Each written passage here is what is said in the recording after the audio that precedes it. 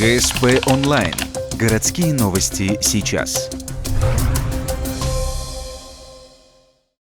Главное за эту неделю – криминальная статистика, итоги работы Следственного комитета за прошедший год. Автокресло детям с 17 февраля стартует профилактика детского травматизма при ДТП. Новый ректор Руслан Агиней официально вступил в должность. Будет доступнее. В Ухте планируют открыть новые рейсы на Москву и Сочи. И олимпийское будущее в Буревестнике прошли соревнования коми по карате. Смотрите прямо сейчас.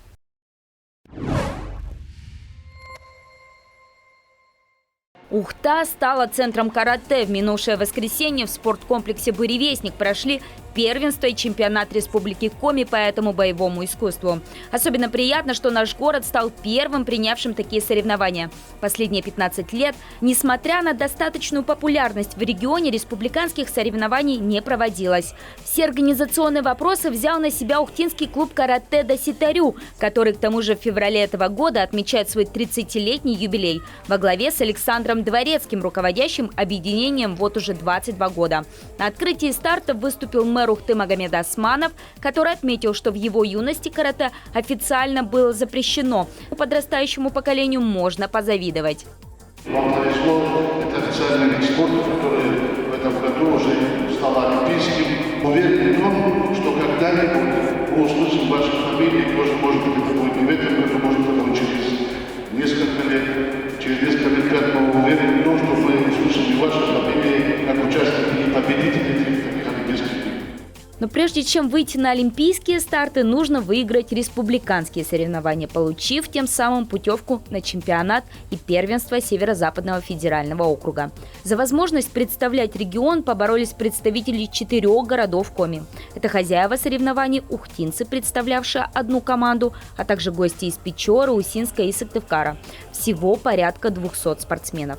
Чемпионат проходил среди взрослых каратистов категории 18+. В первенстве участвовали юноши и девушки в 3 возрастных категориях – 12-13 лет, 14-15 и 16-17. Я вам скажу, вот команда здесь очень хорошо устроена, город Ухты. Вот я сегодня видел и призеры, и чемпиона. У нас обычно самая сильная категория, я вам скажу, 8, 9, 10, 11, 12 лет. Почему? Потому что у них в категории бывает по 40, по 50 человек. Вы представляете, это сколько боев надо выигрывать, чтобы выйти в финал или призером стать. Это очень сложно и психологически, и физически. Поэтому ребята молодцы, они стараются, они делают. Также на татами вышли и малыши с 6 до 11 лет. Их выступления были выведены в отдельные республиканские соревнования среди детей, организованные Федерацией карате Республики Коми. Возможно, и эта молодая поросль чуть позже покажет себя на крупных стартах. А пока пристальное внимание уделяется их старшим товарищам. Тем, кто совсем скоро, 22-23 февраля, отправится защищать честь республики. По стандартам этого вида спорта сначала спортсмены демонстрировали свои навыки в ката. Это так называемый комплекс формальных упражнений, движения, связанные принципом ведения поединка с воображаемым противником. После вышли на свободный спарринг – кумите. Взрослые спортсмены 3 минуты бьются в предварительных поединках, в финале 5 минут. Если соревнования такого уровня, как, допустим, Северо-Запад, чемпионат России, то там доходит до 6 боев, да, то есть 6 боев должен провести спортсмен. Вот. Ну, задача победить по баллам. То есть каждый удар оценивается в 1, 2 или 3 балла в зависимости от того, куда он, в какую зону проведен там, и чем проведен, руками, ногами. Кумите началось с мужчин. К сожалению, как отметили организаторы, взрослых было не так много. Некоторые из них давно не выходили на старт и вернулись на татами только в этом сезоне. Но среди выступавших были и очень титулованные спортсмены. Например, неоднократный призер чемпионата Северо-Западного федерального округа, представляющий ухтинскую команду. Даниил Гайдамака стал лучшим и в этот раз. Выиграл категорию по мужчинам 18 лет и старше. Абсолютно весовая категория. Самый сложный соперник – я сам, честно. Ну, у меня постоянно перед соревнованиями такое, мандраж там начинается такое. В голове что-то начинаю все накручивать. А так не было сложных соперников с моих оппонентов. Нормально. Также есть в Ухте и начинающее дарование, да причем еще и среди девушек. С этой юной леди мы беседовали после ее выхода в ката. Тут ухтинка, выступавшая в возрастной категории 12-13 лет, пока еще не знает, как завершаться старты, но уже четко ставит цели и на ближайшее будущее, и в целом на спортивную карьеру. Я занимаюсь карате, наверное, с 3-4 лет. Я пошла, потому что увидела, что мой брат занимался старше, и мне тоже захотелось. Я очень рада, что выиграла первое место. У меня были все сильные соперницы. Они очень хорошие, добрые на самом деле попались. И сейчас надеюсь на вторую победу в кумите. Очень хочется стать олимпийской чемпионкой. По итогу Милена стала победительницей в кумите, чем безоговорочно выиграла себе путевку на первенство Северо-Запада. Всего на эти соревнования прошли 73 спортсмена из Коми, 33 из которых представляют Ухту. Во взрослой категории на чемпионат отправится 16 представителей нашего региона, 10 из которых ухтинцы. Соревнования пройдут в Череповце 22-23 февраля.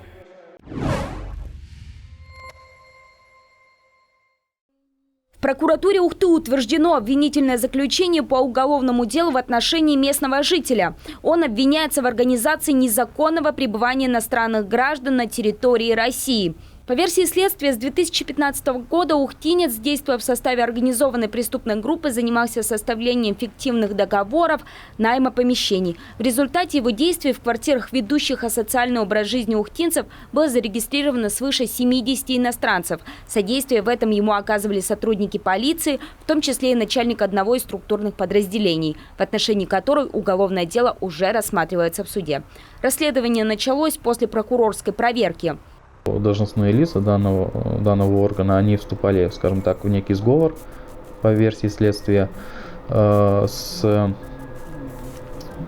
иностранными гражданами, либо там их с представителями, и фиктивно, скажем так, их регистрировали, закрывали глаза на те или иные нарушения. В случае, если нужно было решать вопрос о привлечении виновных лиц к административной ответственности, соответственно, по версии следствия, они привлекали, скажем так, подставных лиц. Мужчина, который занимался организацией этой деятельности, заключил досудебное соглашение о сотрудничестве с прокурором Ухты.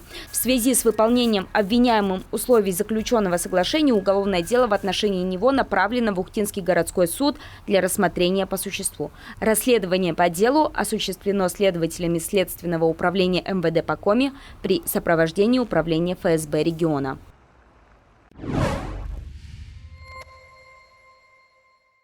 В конце марта у ухтинцев появится возможность вылететь в Москву с самого утра. 29 марта стартует новый авиарейс компании «Северсталь» по маршруту Ухта-Москва, аэропорт Шереметьево. Рейсы будут регулярными по вторникам и средам в 8:50. Обратно самолет будет вылетать в 11:35. Стоимость билета от 6185 рублей.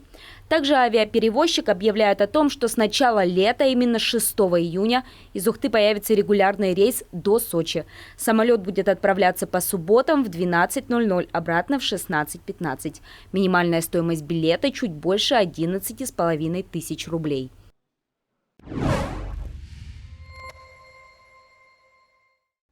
Ухтинский отдел Следственного комитета отчитался о результатах работы в 2019 году.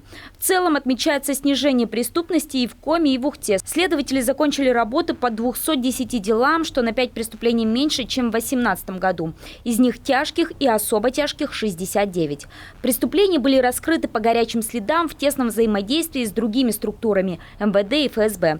Но, к сожалению, в ушедшем году снова был всплеск подростковой преступности.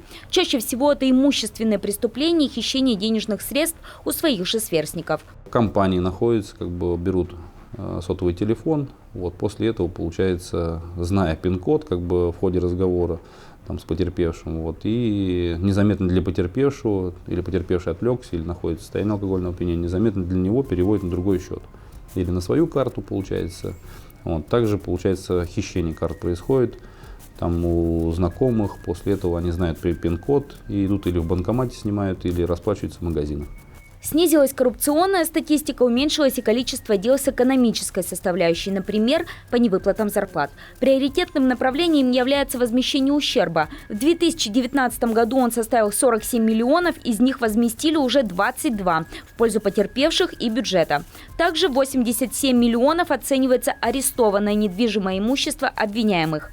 И если эти цифры в статистике положительные, то количество убийств как раз не радует. Их было 14. Некоторые из них стали резонансными.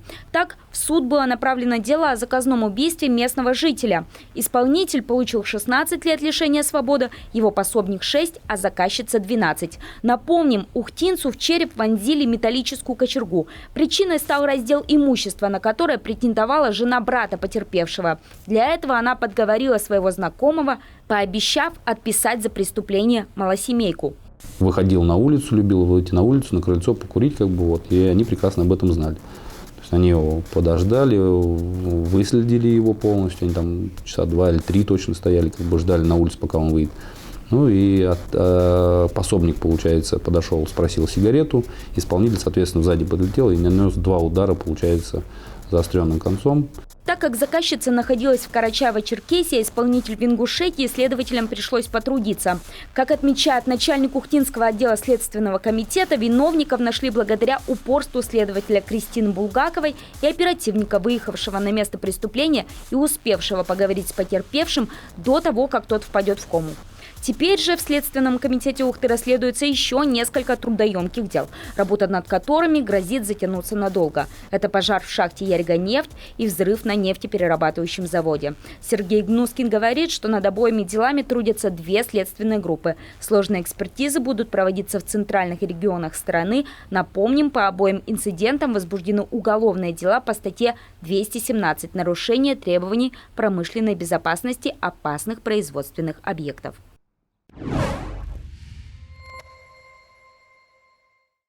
10 февраля в Ухтинском университете официально появился новый ректор. Им стал Руслан Агиней, который ранее заведовал кафедрой проектирования и эксплуатации магистральных газонефтепроводов. Выборы на должность состоялись еще в ноябре, но приставка «ИО» отпала только сейчас, после приказа Минобра России. Место сохранится за Агинеем 5 лет. В планах у нового руководителя вуза оздоровление финансовой ситуации. На это Министерство науки и образования выделило 170 миллионов рублей. Как выяснилось, в июне прошлого года у вуза накопилось 400 миллионов долгов. Проблему пытался решить предыдущий кандидат на кресло ректора Дмитрий Беляев, но он не прошел аттестацию на выборы.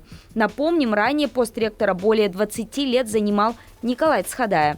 Он покинул его по достижению максимального возраста, став президентом вуза. В ноябре 2019 года бывший ректор был задержан по подозрению в преступлениях с коррупционной составляющей.